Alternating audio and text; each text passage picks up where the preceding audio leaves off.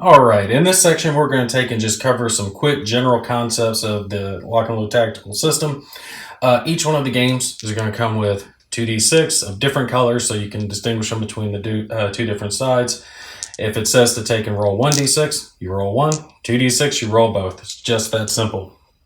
Now, each one of the games is also going to come with a selection of 8 by 14 geomorphic maps. It's just going to vary terrain based on whatever module you've selected. A few of the games do come with maps that are bigger than that, however.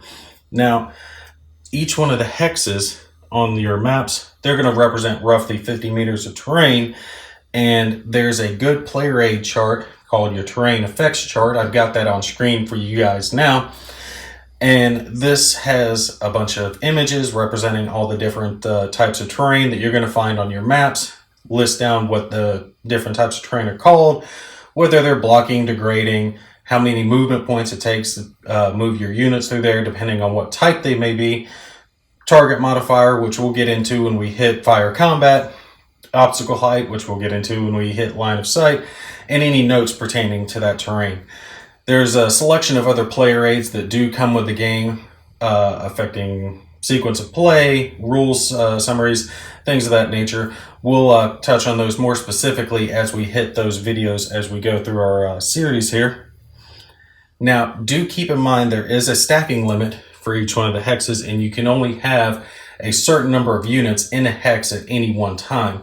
Now, a good way that I go about remembering this is 3-2-2. You can have 3 squads, 2 single-man counters, and 2 vehicles in a hex at any one point.